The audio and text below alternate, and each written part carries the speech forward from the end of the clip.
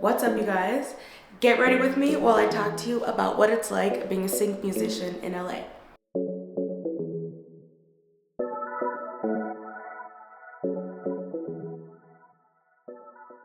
It's about 8 o'clock right now. I showered, brushed my teeth, blah, blah, blah, skincare, put some primer on my face. So I'm just gonna do my makeup while I talk to you guys. Get ready for the day, let you know what my days are kind of like and how I got to where I am now. So first of all, I would say that like 99.9% of how I've gotten to where I am has been because of networking.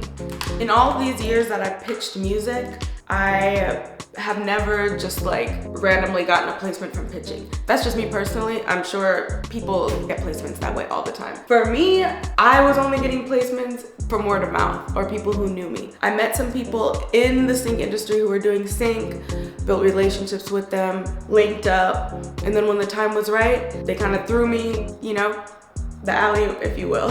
So let's see, how did that start? I had met these group of people and they were having a meeting with somebody who owned the sync company, and he was really looking for a production team.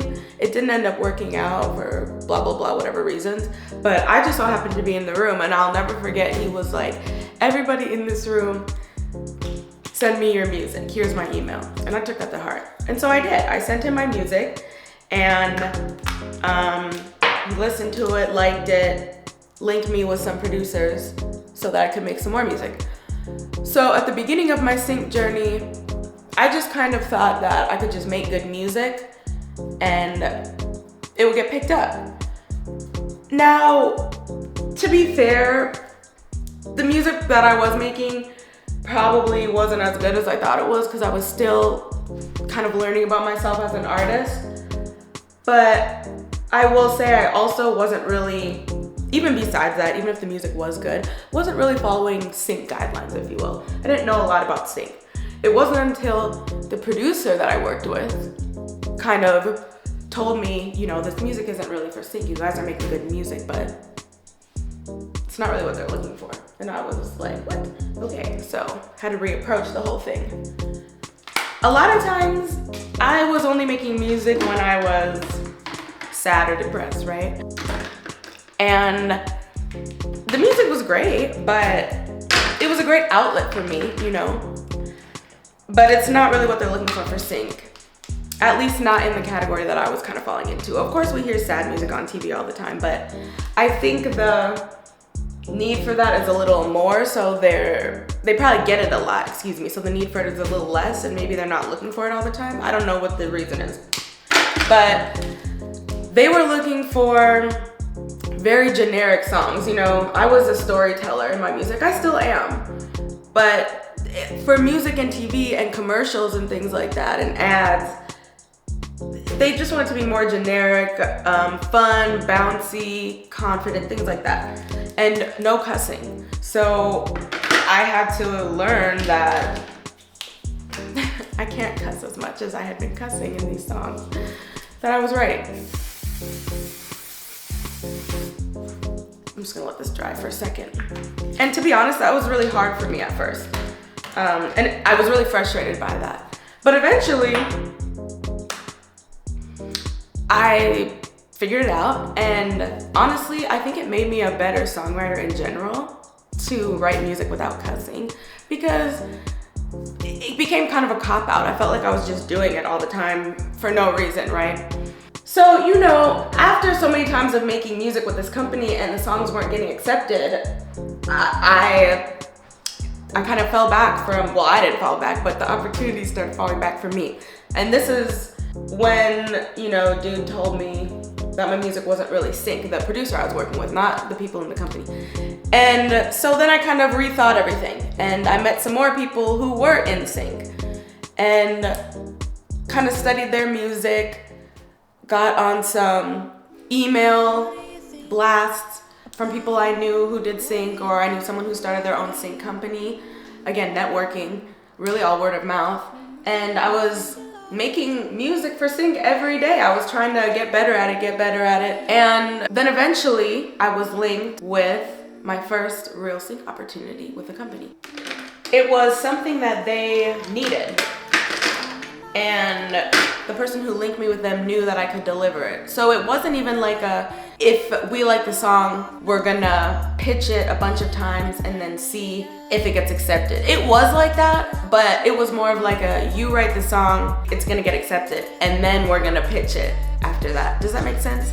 Like a lot of times you're fighting to even get your song into the library. And it wasn't that. It was like, make the song, it'll be accepted into the library, and then we'll pitch it out. I think that makes a little more sense. So that was kind of cool. And that's how I got my first placement. I worked with them. I made, 2 songs for them. No, I think I did. It was either 2 or 3 songs. And really the rest is history after that. Because I did good quality. I had been practicing making that type of music, and I had been in the studio so much, I was really used to making songs last minute. Because for some reason, everybody wants these songs in like a day or 2. But I could actually deliver high quality songs quickly. So maybe that's how other people started hearing about me. I guess I'm not really sure. Whatever the reason is, after that, it kind of just really took off from there. I was linked with another producer who was part of a bigger company, and I got a placement there, and that was how they pitched that song a million times, basically. And I got 100 placements off of that in my first year.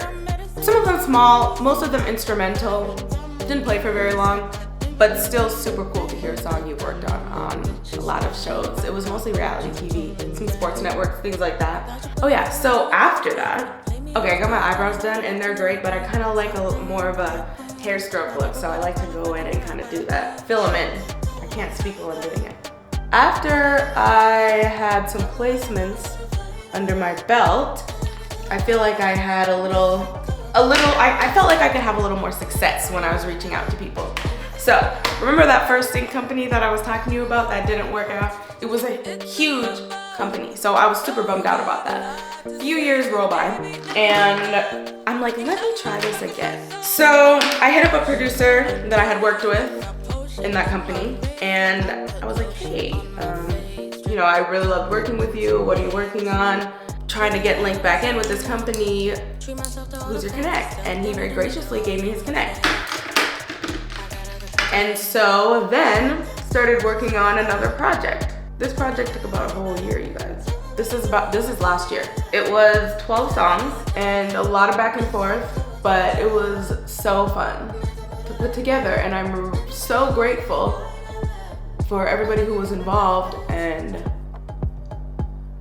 believed in me and took the time to help shape these songs. Really great songs. The album came out in November. It didn't really come out, like not for you guys. They pitched it to their people or whatever. It's in their library. They said they pitch it all the time. I've already gotten 1 super big placement off of that. And I'm really just can't wait to see what the rest of them are, Obviously, I have a lot of work to do. I feel like I'm just getting started. I feel like my career is just getting moving to how I want it to be. Just last week, I did like 4 songs for another company, or the same company that I had got my first placement off of, that ended up getting me like 100 placements this past year. So I'm gonna be working with them again, and I'm really excited about that. So looking back, let's see, do I have like any advice? Like looking back, what would I do differently? Or like, do I have any advice? Let me see. Of course I have advice. I would just say, like, obviously work on your craft every day. Make songs every day. Learn how to make songs without cussing. That's like so important. Seriously, so important. And network. People aren't really going out these days. I feel like I just did this so like all over the place.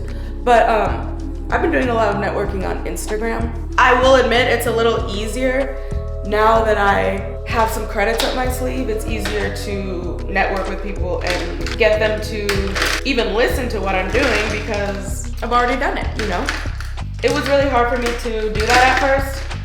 That was like advice I got from people all the time, follow people on Instagram. when you're watching TV, oh, here's something that I did. Here's something that I did actually.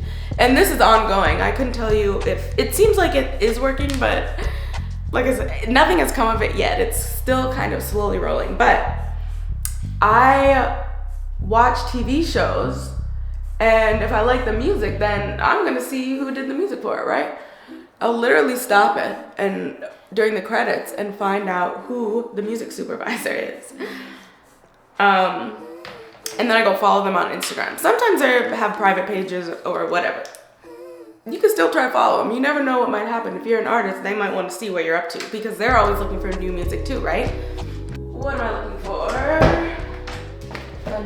More of a nude eyeshadow. This is just like an everyday look. But okay, so yeah, so I'd follow them on Instagram and then I would go to their following, see who they were following, and try and find other music supervisors or whatever, or sync companies, and follow them. And so sometimes, you know, people follow you back, sometimes they don't. But if people do follow you back, you know, LA is a very small world, in all honesty. So like if someone follows you back who is any kind of important, that gives you some follow power, right? So if you are trying to follow someone in the hopes that they will follow you back or try and get to know you as an artist or whatever, and they see that someone they know is following you, that looks good, right?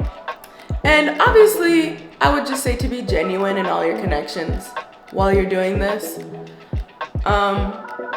Like I said, it's a small world. Word travels fast. Like, just don't be a dick. Be respectful. Woo. Be genuine.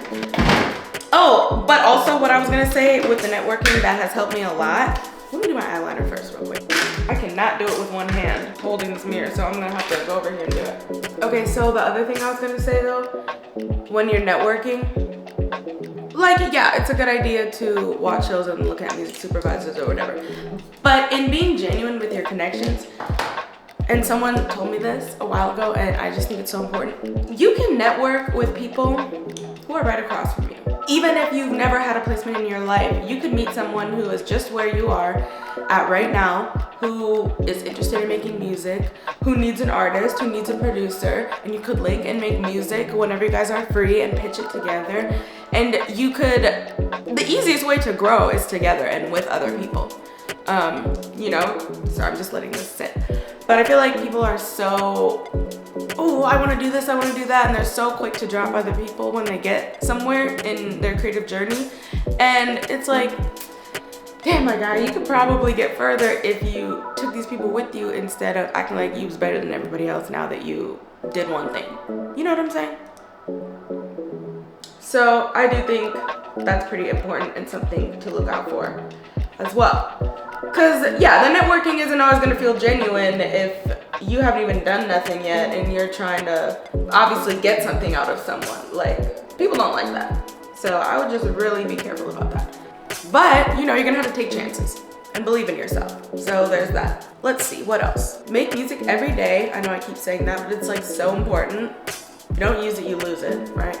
Oh, also, so when it comes to like sending out music and things like that, first of all, when you're sending links to people, oh, did I do that up there? I feel like I did. I wouldn't like just send your music without a link. Nowadays, so they have something called Disco. I've made the mistake of asking for people's emails before. People don't really want to give out their email, so you can send links. So there's something called Disco. No, not DistroKid. That's a music distributor. It's called Disco. D-I-S-C-O. And you can send your links to people. You can put the lyrics in there. Everything, really. Like, is that metadata? I'm not exactly sure. Someone else sends that. Yeah, so, oh, you can send it to them and they can't download it. But you can see, well, they can download it if you want, but you can see how many times they've listened to it, who's listened to it, all of that. So you don't have to send an email and then just wonder if it's ever been opened or if anyone ever even saw it. You can like literally see how many streams each song has. So that's really helpful. And then you can get rid of the links whenever you're done with them. Then the person doesn't have access to it anymore. So it's kind of a way to protect yourself as well, I think. I probably should have let this sit a little more and get a little more tacky, but whatever. I'm going to, maybe I shouldn't, but I like to do this before my mascara. Okay, so to wrap it up. Also guys, like, don't get discouraged. Obviously, like I said, I've been in LA for 8 years. I probably just started taking sync seriously like 4 years ago. Super seriously like the last 2 or 3 years. I heard this guy say one time that he's pitched 500 times and he got 3 placements. And it's literally like that. You have to pitch hundreds and hundreds of times to get any kind of feedback at all. But, you know, as people always say, the 100th time you do something, it's gonna be better than the first. That's important. It's really important. And then, like I said, I just really think building a team is so important. And everyone always thinks, you know, building a team means getting a manager or an agent, which it can mean that, but what do you have to manage? Like, I have to be real with myself when I would be like, oh, why does so-and-so have this or that or blah, blah, blah, blah, blah, blah. Who cares? What are you doing, girl? Like, be for real. Didn't even have any music out at that point. Of course, no one's looking at you. So just be honest with yourself and you gotta work hard. You gotta believe in yourself. It can take a lot out of you. Okay, so I gotta do my mascara. Oh, and my blush. Not while looking at the camera, so hold on, I'll be right back. Okay, now for my lips. Lately, I've been doing black liner and like nude lips. Maybe even just some gloss. So let's see here.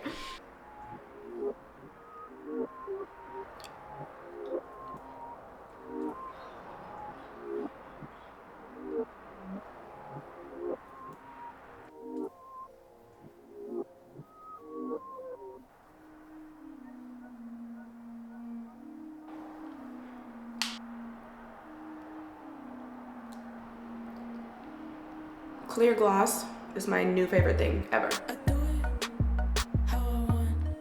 Need to wash my hands again. And then of course clean up the countertop after that. So let's see, did I cover everything that I needed to cover? Knowing me, I'll probably remember something as soon as I cut the camera off. But yeah, I don't know. What do you guys think? Have any of you been interested in getting into sync before? What are your experiences? Do you have any questions? Comments, concerns? Okay. Oh, I will say, this is not like, yes, there is good money in sync, but this is not a get rich quick scheme. I would like to make that very clear. A lot of the money that I've gotten has been, it's taken like years to get to me, or months and months and months after I do something. This isn't a, I'm gonna do it one time and be rich forever. So you really have to love it, is all I mean by that. This is my favorite perfume ever. It's Delina. I got the small one to see how I like it.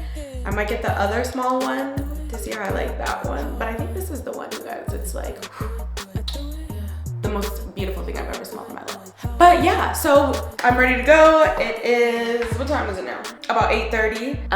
Probably gonna do some warm-ups. I've been working on this song. I'm a little stuck, so I might work on it, might not, might just play some piano, whatever. Later on tonight, I'm gonna need to record something. I'm trying to get better at making a schedule. It's really important to follow and keep a schedule, I think. It's really important to take breaks during the day, leave the room, go outside, get fresh air. Don't forget to eat. You know, sometimes as creatives, we'll just lock ourselves in that studio for hours on end. And it's good to lock in, but it's also good to take breaks and get fresh air. So yeah, there's my journey as a sync artist. Let me know what you guys think. I'll see you next time. Thanks for watching.